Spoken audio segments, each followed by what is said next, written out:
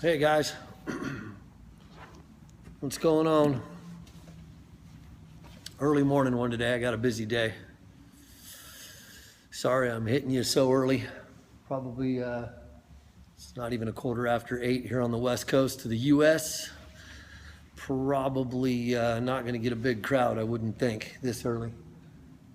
Yeah. Important subject though, so maybe if people can't tune in, we'll get them on the replay. I don't know. Big crowd though. Yep, there's 100 people. Cool. How is everybody doing? Perfect time in Hawaii. Awesome. Very cool. All right, there's the first person to delete. Oh, and I missed it. Hey, whoever that idiot, there we go. Whoever that, those idiots are that are cursing, please do it again so I can delete you. Hey, Jimmy, what's going on? Wanted to talk a bit about meditation today. There's been some questions about it on the Facebook group, and I'm going to keep doing this in as often as I can. Keep bringing this back up because this is kind of an important one, and it's one that's kind of confusing for people, and I get it. So yeah, there's Matt Hack says meditation makes me angry. There's nobody that came to this whole thing more resistant to meditation than I am. I mean, I don't want to offend anybody, but I'm about as spiritual as a bucket of wet sand. And I kept hearing good scientists say, offhandedly say something about meditation. And I'd be like, come on, you got to be kidding me. I really love your work. How in the world could you be bringing up this hippie BS? I mean, what are we going to be rubbing crystals together to solve our problems next? It just was like, this can't be right. And I don't know why it took me so long to get it through my thick skull, but I eventually went and did what I do every time I come across something. It just took me longer in this case. And I started to look for research. And as soon as I did, I found out that the research was mountainous, absolutely mountainous. There was just piles and piles of it. And we're showing actual things like changes in the myelination. So like literally neuroplasticity changes in your brain in as little as 100 accumulated minutes of meditation. So stacks and stacks of data showing that it absolutely does work. It is not just crazy hippie BS. So I started working with it. Yeah, Jimmy says I'm stress resistant as bad as I am insulin resistant. So I started messing with it for myself and for my own stress and my own anxiety, and it started to really make sense for fat loss. So here's a couple ways that it plays out. First of all, cortisol is your primary stress hormone, and its job is to basically get you some quick glucose in your bloodstream under stress. So, and it works on about a 24-hour sine wave. So if you do something like, go to your job every day and you're super stressed out and your life is difficult or bills or bad relationship or whatever, and you get weird little cortisol spikes throughout the day, then basically what you're doing is you're getting points throughout your day where glucose goes up regardless of what you're eating, and insulin goes up with it. And when insulin's in your bloodstream, it's extremely difficult for you to access stored body fat for energy. So basically, whenever insulin's up, you're not in fat burning mode. It's very hard to lose fat. So stress, regardless of your diet, can absolutely inhibit fat loss. So we have to manage stress.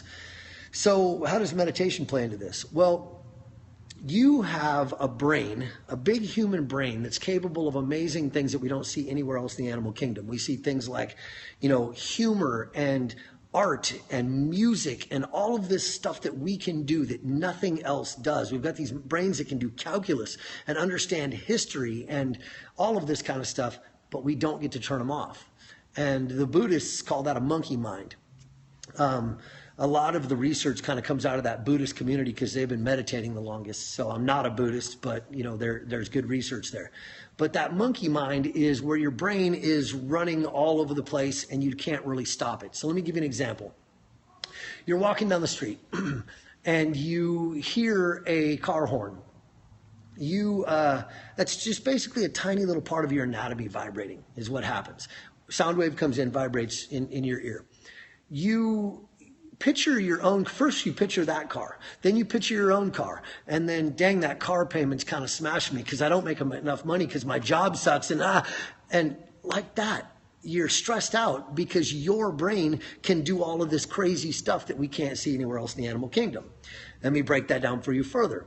You're a dog sitting in a yard, and every day at 8 o'clock in the morning, kids come by going to school and they poke you with a stick until you freaking hate those little kids. You wish you could get out and bite their little hands. Can't stand those kids.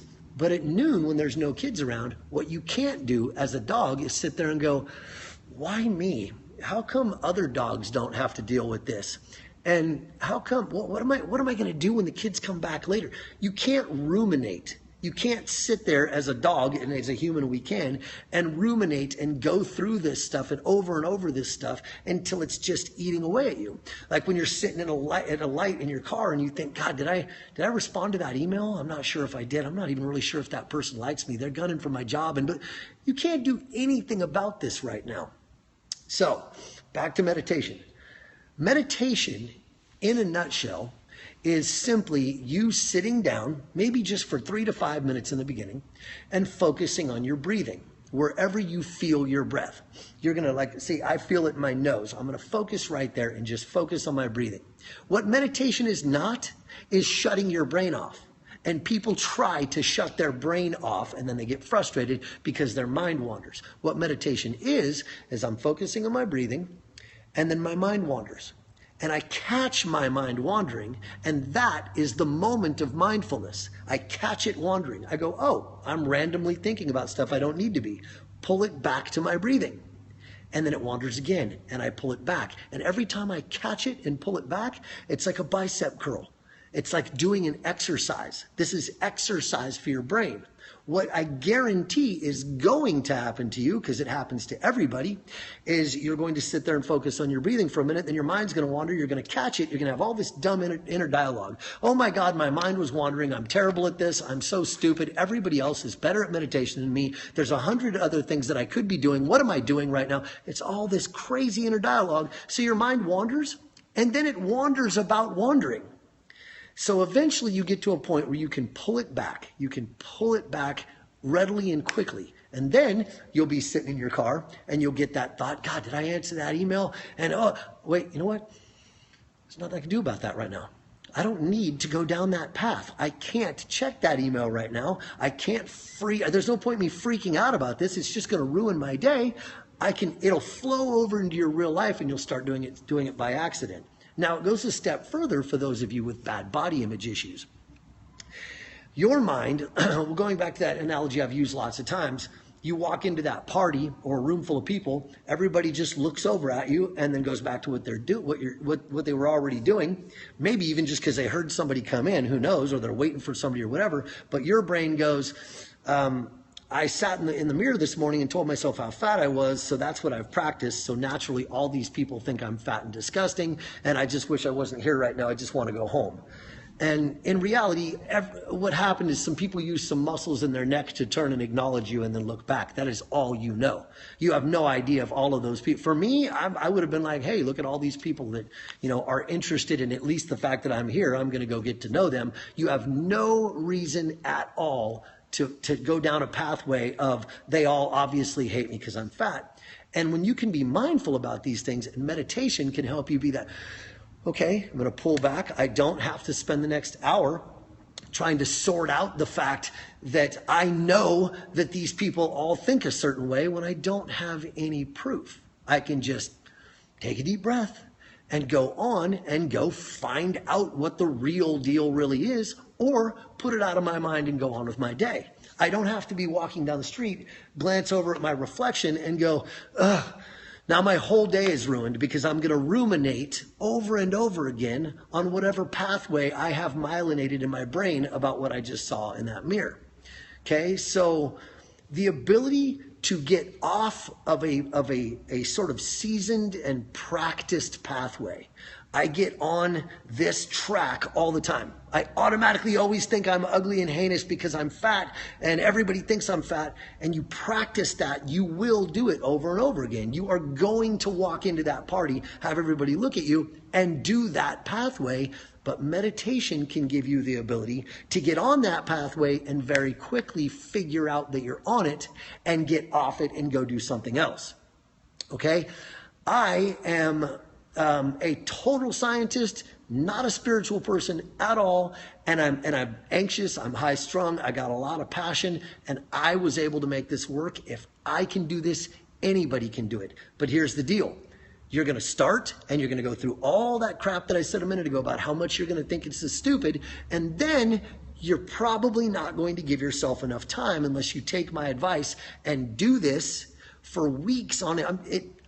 I really want people, if they're going to try meditation, even if it's just for 3 to 5 minutes a day, and I never recommend longer than 10 minutes. I've never seen a need for more than 10 minutes in a day, but you have to do it consistently every day for at least a couple of weeks. And then you're probably going to see how this is starting to benefit you, but you're nowhere near really, really good benefits on this thing until you're looking at, multiple months. Okay.